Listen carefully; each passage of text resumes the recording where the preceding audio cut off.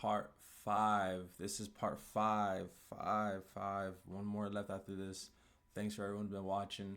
We did one, two, three, four. This is five. If you're new here, make sure you like, comment, subscribe. If you've been here so far, tell me which one you liked so far. My favorite one was two. One wasn't that scary. Three was just kind of creepy. And four was like, get out of there. Two was really good though. Two was really good. So we're at five right now. Let's get to it.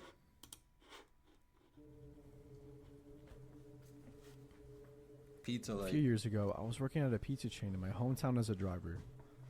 I was 27, but I made darn good money delivering. I had worked at a few other places, both local and chain, in the years before, and still work as a dasher on occasion, even after this happened. Now I choose to deliver in much safer areas for this reason. I got luckier than I could ever imagine. One night I was working and I had a double, 2 deliveries to take. Both were cash orders. I had $12 left in my bank, what drivers are given to use as change for cash orders, so you don't have a ton of cash on you at all times. The first order went on smoothly. The guy gave me $50 for a $35 order, so That's I was good. excited about the nice tip. I drove to the That's second delivery. calm. That's It was calm. at an apartment complex with multiple buildings. I had delivered there before. The sun was about to set, but it was still very light out. The chain I worked at had us drive company cars with a logo on it, all white sedans. This is important. I grab the order and go to the door to the apartment. A young guy came out, and a much bigger, older guy was outside smoking a cigarette.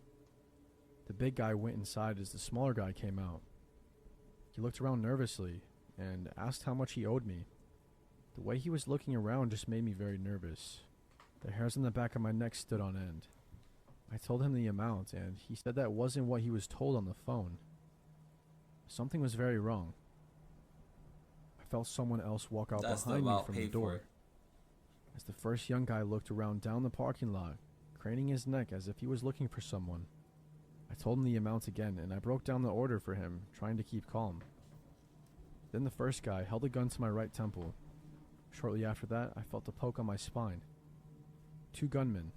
I couldn't speak. Words wouldn't form no matter how hard I tried.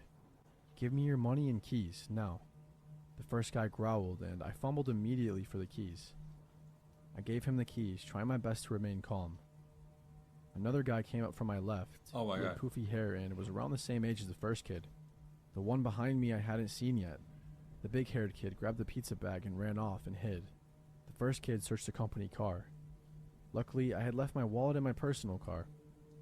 I saw him grab my cell phone, though. That's when the panic really began to set in. I had pictures on that phone that I hadn't backed up of my then 5-year-old son, who absolutely is my Aww. world. Hey, please don't take that. I have pictures of my son who died on there. It's all I have of him, please. I lied. My son is very much alive. The kid behind me spoke softly. Trust me, just listen to him. You'll get it back undamaged. I don't want to be here either. I could tell he had been crying by how his voice sounded.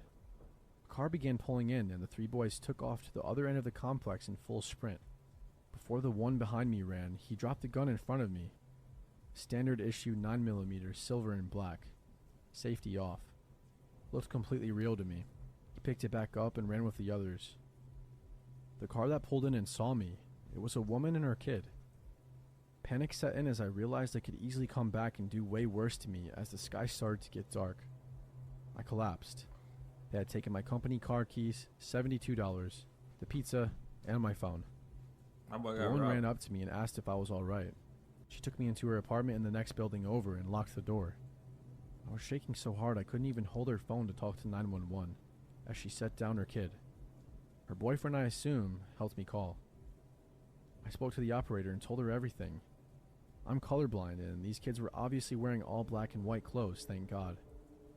I had a full description of 2 of them. The poor woman who helped me was going to be late for work, but she still stayed until I was off the phone and the cops had shown up. Man, she was harsh and blunt with the operator, but I will never forget this woman's utter kindness to me and her boyfriends. The cops showed up and contacted my store, and my manager brought out the spare keys for me to drive the car back to the store. After dealing with the cops, I drove back and I was greeted by crying and beyond worried coworkers. All of them were terrified that I was hurt. It meant a lot to me how much they cared, but I told them I was fine. I filed the proper paperwork, and the 72 was written off as a loss to the store. Thank God, because I had worked at the other stores that make you pay back the money out of pocket if you get robbed to prevent drivers from stealing. I was told by the owner to take the rest of the night off and take care of myself. Good order. He gave me a hug. Shots. He was, to this day, one of the best bosses I've ever had. What I didn't know was I was in for a very, very long night. I called my best friend before I left the store from the store phone and asked where he was. We usually meet up for drinks after work.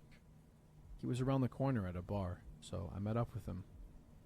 His dad was a District 4 cop in my city at the time, the same district that this happened in. He told me his dad had given him a heads up and he had 2 shots waiting for me to calm my nerves. After the 2 shots, we began playing pool when his dad called his phone and asked if I was with him yet. He said yeah and handed me the phone. Wait. His dad asked if I could come to the station. Wait. I was honest though and I told him I'd had 2 shots, so he sent out a squad car to get me since it wasn't that far away.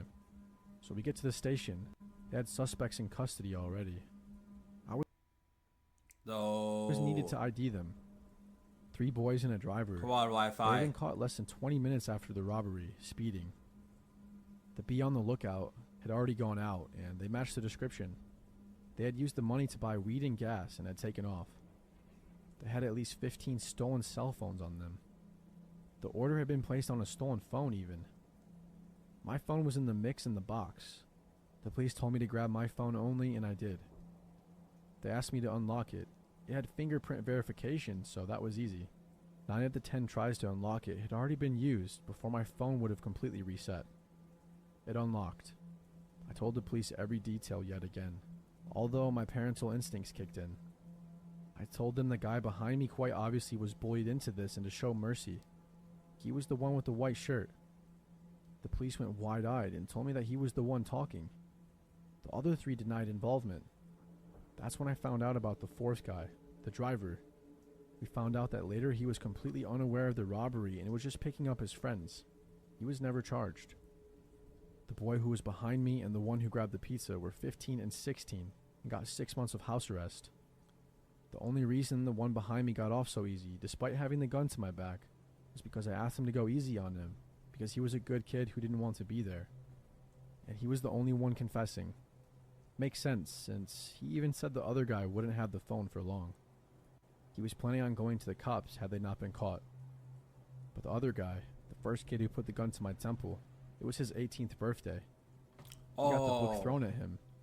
In the courtroom, he made fun of me and was laughing at me. Seeing him made me panic.